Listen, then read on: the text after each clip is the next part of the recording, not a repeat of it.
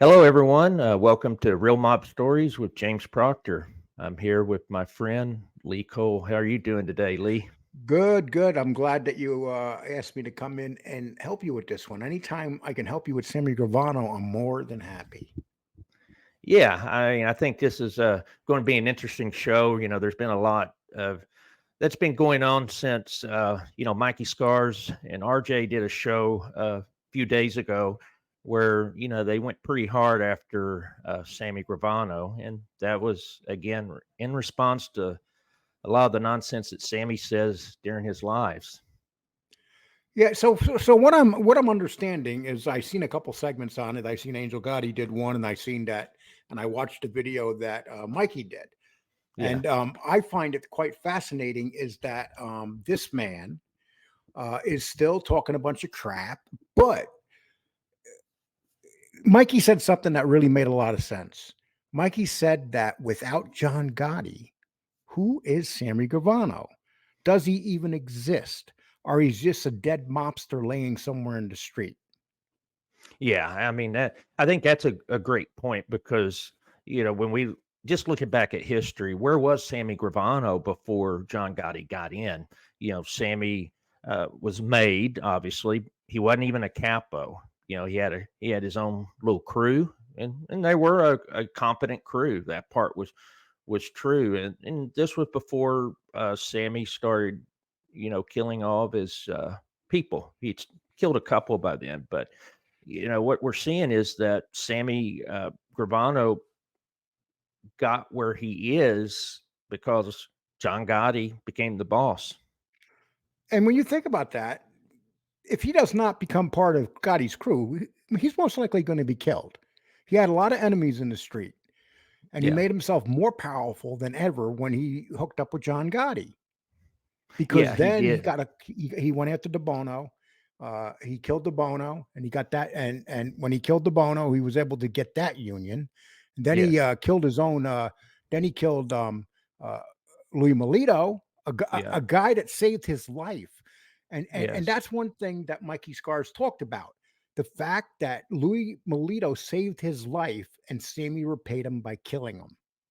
yeah, and that was saying that a lot of people don't know about, and so this goes back to Sammy's days with the Colombo crime family, and he got started there. He was an associate, but then he got into some issues with the Colombos, and Louis Molino's the one that came in and helped to arrange getting Sammy moved over to as an associate in the into the Gambino crime family, and so that's how he got in with Tato, and uh, became eventually getting inducted because of Tato, but inevitably it was because of Louis Molito saving him.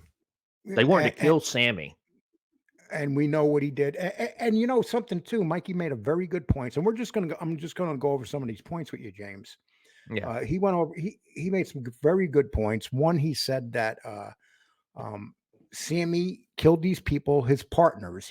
Sammy was talking about John Gotti and how nobody liked him and all that. The fact of the matter is this, Sammy.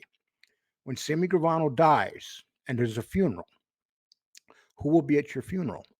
If I remember correctly, John Gotti had a funeral where there were thousands of people cheering him from his neighborhood. Sammy, Yes. what's the odds of James? What's the odds of Sammy Gravano getting cheered in the neighborhood he came from during his funeral? And what's the odds of Sammy being taken through the streets of where he lived during his funeral? What's the odds? Oh my God, the odds are slim to none. It's not going to happen. I mean, people that are in the neighborhood that are from before 1990, they don't have any use for Sammy. They know who the real Sammy Gravano is. It doesn't matter what he's doing with the podcast, trying to redefine history, redefine his image, and so it's not going to work. And when he joined John Gotti, that gave him a protection around him too, Hmm. because a lot of people wanted to take him out. So what Sammy started doing is he started taking people out. He killed Hmm. people in his crew. He said that John Gotti, uh, people weren't loyal to John Gotti, but Mikey Scars and Angel Gotti both made great points. So yeah, Willie Boy Johnson obviously had ratted, but this was not. He wasn't the only one that he was ratting against. And so the thing was that Willie Boy was part of that crew for over 20 years, and the guy ratted against the whole family. I mean, unfortunately, he didn't have any choice. He had to take out Willie Boy, but it Yeah. wasn't like John Gotti, as you mentioned, killed anyone in his crew. That's And not if how he was. and if anything was wrong with the John Gotti situation, it's that he let Willie Boy live too long. Yeah, Because exactly. because Gas Pipe came to him and said, "Why is this guy alive?" Hmm. Yeah, And he gave him chances. He told him to get out, get out of town, just stay away. And the guy wouldn't do it. I mean, he was, really is almost like it was he caused his own demise is what happened. yes, and so and that's the difference between say something happening in John Gotti's crew. They, if something happened to if you break the rules in the mob, you're gonna get killed back in those days. But the Yes. reality is the people that Sammy killed had nothing to do with them breaking rules. He said, what did he say about all of them? He said they were all drug addicts. Yeah, he said they were all drug addicts, and then he supposedly would go up to their casket and say, "Why'd you make me do this?" Continue to blame the victim, and when you compare that with John Gotti could have taken out Angelo Ruggiero, Quack Quack for Yes. all that he did, and he didn't do it. And there were others that he could have taken out. And the thing was is that Paul Castellano would have probably, if he'd survived, probably would have taken out Ruggiero. And so Well, what you and see Paul is that John Castellano took Gotti, out his yes, Paul Castellano took out his son-in-law and yeah, had no problem taking people out. So that no, shows the difference in loyalty of John Gotti compared to say them in general, but especially Sammy Gravano. And all these years later, here he is still talking the same crap. And then you got Mikey Scars coming out, and Mikey Scars is able to call him on this stuff. So now he's calling Mikey Scars Howdy Doody. So hmm. how much do you think it is? Uh, why do you think Sammy Gravano hates Mikey Scars so much? Well, one, what we know about Sammy is that he can't forget anything that happens. If there's been a slight that's been given to him, he is not going to let it go. He is so worried about his own ego and legacy that he just can't let anything go. Look at you. Look what he continues to talk about you, what 8 months later, he brings it up, at least a couple of times a month when you went out and met Right. with him. Eh, Yeah, he's just not he's not the forgiving type of guy. Can you imagine him on the street when you pissed him off? I mean, we Hmm. did a thing where his old producer talked about some guy argued with Sammy was in the car, and all Sammy did all day with the producer was tell him how he wanted to kill the guy. Yeah, exactly. That's what James Carroll said, and so what you've got is someone that he's on edge. The guy is just a miserable human being, and so back to that original question of Mikey Scars, what's happening there is that Mikey is calling him out on things that aren't true, and Sammy doesn't like to be criticized. And that show that I watched yesterday was a very good show. And if anybody hasn't Hmm. watched it, they really should, because it Yeah. really encapsulates exactly who Sammy Gavano is. And the way that Mikey broke it down, it makes you realize how evil Sammy Gavano is. And there's a very good chance that the devil in hell is not going to hold on to his job when Sammy leaves this earth. Right. Well, what's interesting to me, Lee, is that when you listen to the Gotti tapes and you hear there's this.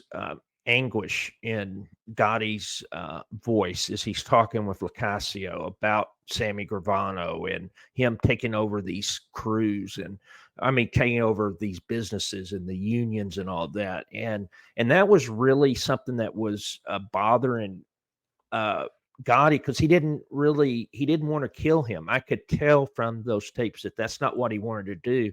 But at the same time, he knew that he couldn't have a guy that was doing this. And you know, I think what you had was is that Gotti saw Gravano as someone that if they were saying it needed to be done, Gravano would do it. I do think that's the case, and also. At the same time, I think Locascio just wasn't necessarily if you know what happened later on, Locascio's stripped down from the underboss, acting underboss, to acting consigliere, and then they move up Sammy Gravano to underboss, and that happened actually after the conversation. And so the thing was is that I think Gotti saw both how capable Sammy was in some instances, but at the same time, he saw this guy that was building an empire within it. So I think in some ways Gotti may have been just overly patient with Sammy Gravano. Now, now he also talked about the apartment above the Ravenite. Hmm. Explain. Did he try to say that Sammy may have been involved in giving that spot up above the Ravenite? So basically, what was happening was that Mikey was talking about that someone gave up that information. The feds, as of today, have not released who gave that information. It wasn't Willie Boy Johnson because Willie Boy wasn't around at this time, and so who was it that did that? So it was someone that was meeting with John Gotti, someone that knew John Gotti. So it could have been from another family because he had meetings with people. I know that he had meetings with the De Cavalcante family there at the Ravenite in that apartment. So, there were actually several hundred hours of tapes that haven't been released from that just wasn't relevant to the case. And so, some people even say it might have been Joe the Cat Laforte. That's the guy that actually owned the building. He was a soldier within the Gambino family at the time. He didn't get along with Gotti, and mainly it's because Laforte wanted Gotti to approve killing his own son. Talking Yeah, about but see, Laforte's son. Laforte though was an old Della Croce guy. He was an old Della And if Croce he guy. and if he was really an old Della Croce guy, would he have done that? I don't think so. No. See, that's the thing. And there's a lot of speculation about Sammy Gravano. Okay, so he goes, they get locked up together. Yeah. Uh, so Sammy decides to stay for 9 months with John. Yeah. But there's a lot of speculation that he was already a rat. Yeah. For many, he was an informant already before he was leaving. And of course, they would leave him in that cell for 9 months, not in a cell, but in that block with John Gotti, because he was probably feeding information back, if that's so. But I don't Yeah. put nothing beyond a man that would get his children into a drug dealing empire he was trying to create with his own children. There's nothing that Sammy Gravano as a human being Yeah. should have put past him. Nothing. Yeah. Just And the that's way saying he that acts. right. People need to understand that. We're not saying that Sammy Gravano was the rat back then, but what we're saying is it's definitely possible. The thing is, when you look at the actions of Sammy Gravano, you can't put that past him. He could have been doing that. He somehow stayed under the radar for the most part for all those years, except for an IRS case. So, it's possible.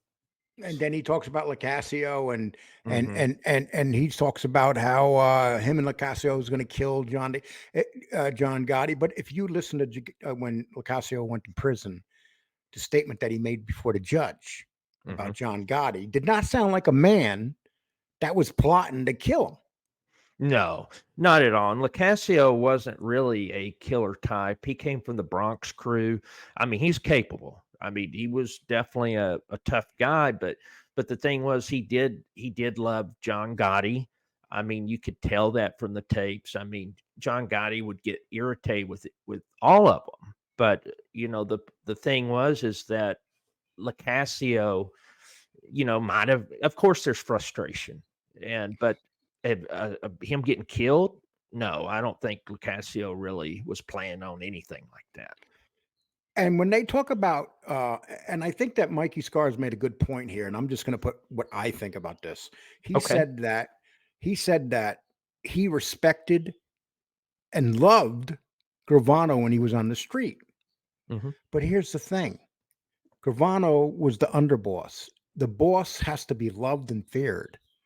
It's that Yes. simple. Sometimes people ain't going to like what the boss says or does, but the reality is this: Sammy Gravano would smile to your face and then have you shot in the back of the head. Well, and that's the case, and we saw that with Robert DiBernardo. We saw that with several of these guys that crossed Sammy, and he put a bullet to their back of their head, or had that done where he watched. And so you have to realize that a boss can't be just liked. That's the problem people see. If someone is liked by everyone, then you're really not respected. So the thing is that you have to make decisions that aren't easy. And so you're going to piss off people. And so, yeah, of course, there's going to be people that didn't like John Gotti. I mean, that's normal. Look at any of the bosses. So, Any of I them. mean, Any yeah, of them. any It's of not them. a So, popular. If everybody likes you, you're in trouble. You know, exactly. yeah, Sammy Gravano could play that part out in the street because he knew he had the protection. Knew he had the protection from John Gotti and his crew, Hmm. because John Gotti loved Sammy himself Yeah, until he did. that final part of when everything started breaking down. But up to that point, he had a lot of respect for Sammy Gravano. He really did. And Gotti, you got to realize so Gotti's leading a family of 250 killers and criminals, and you think all of them are going to like you. I mean, that's hard to keep order when you have that many people, especially people in a criminal lifestyle. The only reason the thing can even work is the rules. And we know that Sammy Gravano's strong part is what? Talking about dead people. Yes. Sammy rules when it comes talking about dead people. He could do it really well. If you're dead, Sammy is going to put who you were out there. And it's like they said he made fun of Louis Melito's wife after Hmm. he killed him. He made when Labatt was thrown out into the street. Not the cowboy. What was that? The Nicky cowboy. Cowboy. Yeah. Nicky Cowboy was thrown out of Armando. the car into the street. He drove by him and he said he was so happy to see him dead. He was Mm, full of joy. He literally said this on his show. Or he guns down Labatt and takes Labatt's business. yeah. I mean, you know, this is a despicable human being. Yeah. Yeah, I And mean that's what he is, Lee, and what he just doesn't like anyone uh, trying to redefine or define the narrative. The thing is, he's trying to change history, and what's irritating to me is when you hear Sammy say, "Oh, I still talk to guys on the street and everything." I don't believe that. I don't believe he's got friends on well, he the probably street. talks to the rats on the Yeah, street, the informants, maybe, yeah, but not even them like him. John A. no, doesn't like him. no, Mikey Scars does not like him. So all these no, other informants do not care for him. Some do. yeah, And it probably has more to do with the business side it of is. him than the actual of liking him personally. Business is business, even nowadays, I guess. But Yeah, I don't so know anyone that likes him personally because anytime you spend more than a few hours with him, you're ready to get out of there. He's just such a negative, just evil person, and people a normal person can't be around him. okay, you told me that you wanted me to come on, and I really don't know much about this, but I'm going Yeah, to let yeah, you speak about it. And it's about Sammy said he tried to get Frank Cassio's sentence overturned, and he said that Anthony Cardinal was threatened by God. Let me get a couple things here, yeah. and so why don't you start with that, and then get the deposition that he sent to Judge Glaser. Yeah. So what happened was that in his next podcast, or the next show, which was last Monday, he was talking.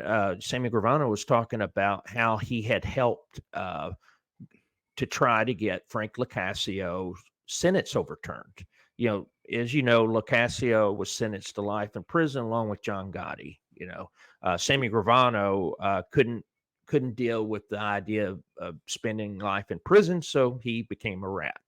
And so, anyway, we know what happened with the trial, and LoCasio goes to prison. And throughout the years, he tries to get the case um, overturned because he felt that, and I'm talking about LoCasio. LoCasio felt that his legal counsel betrayed him. He felt that Anthony Cardinale was threatened by John Gotti, and as a result, he didn't get a fair trial. And so, Anthony Cardinale did have to answer before the judge on the allegations of threats by Gotti. That's true. And so, was it really a threat? I'm not, I don't think so, in my opinion. But basically, what happened is that the whole essence of it is Cardinale said that he was told by Gotti that they need a unified strategy, that they could not have a strategy where they put one person uh, up where it would cause the other person to be reduced. So basically, trying to divide LoCasio and Gotti. Gotti didn't want that. He said they were both in this together, and whatever happened, they had to get the same sentence. Basically be convicted together. It wasn't going to be some sort of separate trial or separate strategy where LoCasio would come in and try to pin it on Gotti, and LoCasio wouldn't have pinned it on Gotti. And that's the So, thing. And this is what separates LoCasio from Sammy Gravano. LoCasio hmm could have easily said, listen, I'm going to flip. I hmm want out. I hmm want to go home. yeah, Did he do? And he was still a young guy. you're still a young guy. Yeah. So he could have said, I want to flip. I want to go home. I'll tell you whatever you want to know about John Gotti. And he would have been able to put so much stuff out there, maybe more than Sammy, Yeah, because yeah, he exactly. was closer to the Gambinos than Sammy was. Sammy was a new part of that Right. faction of the family. Is that Right, correct? right. Yeah, Okay. that's true. So he was LoCasio's the Bronx faction. Sammy was, from Brooklyn, and so what ended up happening inevitably was that this was all about the Louis DeBono hit, and so the LoCasio, what did he know? What was his involvement in it? He didn't pull the trigger. He wasn't involved in the planning. That was all really Sammy. Sammy didn't like DeBono from years before. Hated him, and He he says it hated him. to this day. This is how sick this man is, people. To this Yeah. day, Sammy hates somebody that died back in those days. He literally smiles and laughs about it on his show now. Yeah, Yeah. Like to dig him up and do it again too. He yeah, said and that. we're talking about Louis Molito's wife. He said horrible Mhm, things. Nikki Cowboy and DeBono, and he like to this day. mhm. So that tells you everything you need to know about Sammy Gravano, doesn't it? Well, it does, and so what happened was, of course, Lucas. All this came out with Cardinale after Gotti died, and so I think it, and we know how Gotti was. We've seen this all over the place where Gotti would say, he didn't want people taking deals. He said, we need to be in this together. He believed a divided house would fall, and so he was always of the opinion to keep a common strategy. And so that wasn't really a threat, but the thing is regardless of that, what ended up happening was in 2002 when this was brought up by Cardinale or by the courts and Cardinale came in, they said it wouldn't have changed the trial. De Bono, the problem was in these racketeering cases, it doesn't matter. I mean, uh, what your involvement was. Lacasio was part of the administration, so he gets convicted of the murder, even though he didn't do anything with it. That's just how RICO is. And so then Sammy Gravano's in prison. He gets out in 2017, and Lacasio again is trying to get a compassionate release and get everything overturned. And Sammy writes a letter to Judge Is there Glasser. any evidence that Sammy Gravano wrote this letter? Is there any evidence Yes. that Sammy Gravano did any of this? The reason there is evidence is that I went through all of the court documents, and there was a 10-point.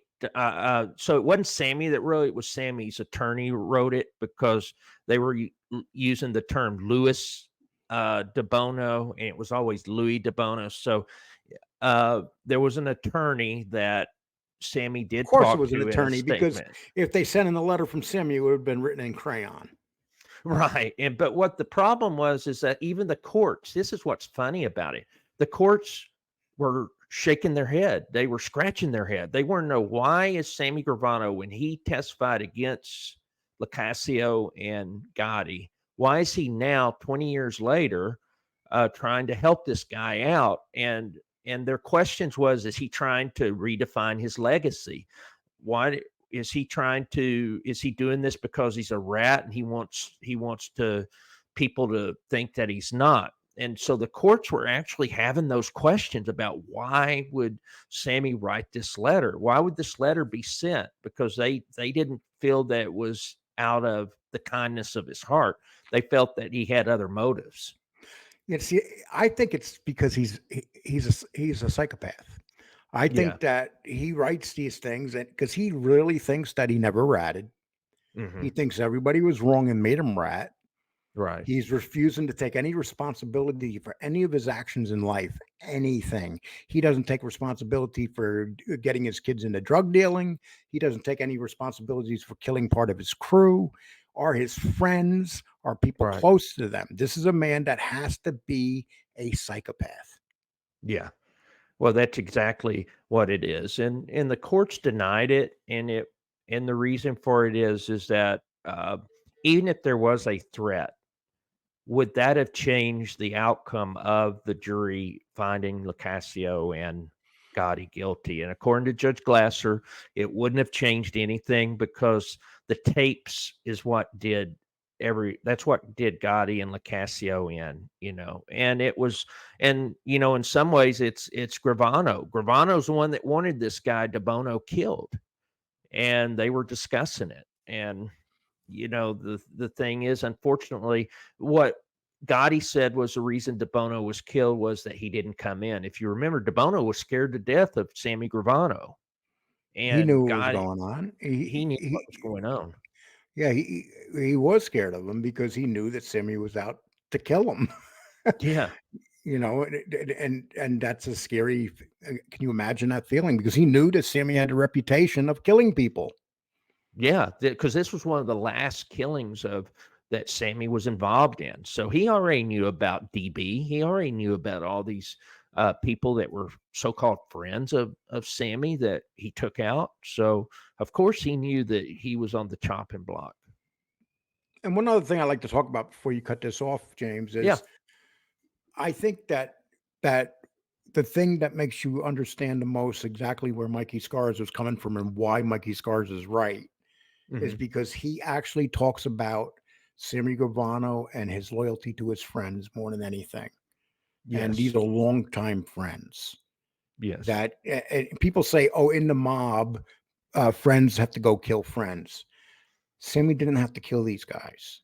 He No. chose he chose to go to John Gotti on a couple of them and say, John Gotti was sitting in prison, was sitting up Yes. at in jail with De Yes. Bono, Yes. not De Bono. I'm I sorry, mean, yeah, DB. with Yeah. DB. Yeah. Okay, and so that's how that was done, uh, and Rogerio was behind that too because Rogerio owed DB some money, quite a bit, like three Yes. hundred thousand dollars. Yes. Exactly. If anything, that was a diabolical plot Hmm. Rogerio and Sammy Gravano. That was a Yeah. plot, Exactly. and Exactly. people could say what they want about Ruggiano, but he did a lot of stupid things, and he wasn't a smart man, and that's Yeah. why he wind up. He's lucky, and we talk about it. He's very, very lucky, and it just goes to show you who John Gotti was. John Gotti had every right in the world to take Rogerio out for what he did. Yes, he did, and that's what people have to understand, regardless of if you like John Gotti, if you think he was a good boss, bad boss, or whatever. The thing was, is those guys that were part of his crew, you know, the Bergen crew and all of that, he was loyal to those, and it was loyal to a fault. He was loyal to Sammy Yep. Gravano to a fault. So And that's the thing. John Gotti and Sammy Gravano, if you take them, they both grew up with these guys. The guys that Sammy killed, he grew up with. The guys that John Gotti did not kill, he grew up with. And John Gotti actually had reasons to take some of those guys out, but did not. Sammy had no reasons and made up stories and called them drug addicts and drug dealers. What Mikey Scars said that made a lot of sense was yeah, that Sammy blamed them that he was going to kill them because they were about to rat. But in the end, who was it that became the rat? yeah, that it was him, you know, that became the rat. And the thing was, is that Sammy said, "Oh, none of my crew ratted on me." That's because he Because you killed killed them and everyone. ratted on everybody else. Yeah, The king rat was worried about other people becoming rats. And, yeah, that's the most ironic thing that I heard with Mikey Scars. It really made me think. Imagine that. hmm, Here you are killing people for being rats, or yes, maybe pretending they're going to become rats. You're just using it for an excuse to kill them. And yeah, those guys that got killed by Sammy probably never suspected it. They probably said, "We're stand up guys here." hmm, Louis Molito probably said, "I'm a stand up guy. I don't have to worry about this." yeah, DiBernardo, "I'm a stand up guy. I don't have to worry about this." yeah. De Bono, same thing, but De Bono knew that he was in danger. That's probably the difference. That is true. Yep. Well, James, I'm done. You could close it out, my Yeah. man. Yeah, let's so everyone please like and subscribe to the channel if you haven't. Love to hear your comments. Also, Lee, I'm real excited about the stuff going on with Wrestling with the Devil. That's your channel, and Yep. we're going to put up the link for that. So please go over there and subscribe to Wrestling with the Devil with Lee Cole. Anything you wanted to say about the channel? No, we're going to be doing a lot of good stuff on there. We're getting very, very good feedback. Wrestling with the Devil is as exciting as the mob genre, maybe more so exciting Hmm. because you don't have as many psychopaths over there doing horrible things to Yeah. other content makers. Yep, and then we'll end it also with My Father's Daughter. That's Angel Gotti's Patreon Yep. page that Lee's involved with as well. And Well, I'm not so, involved. All I do is they do everything there. The only thing that I do, I'm in the background and help them throw the show up. That's it. yep, That's yep. So that. please, folks, yep, join that. It's you know, regular content's being put on there. So anyway, I appreciate it, Lee. Thank you for coming on with me on this. Okay, I appreciate it.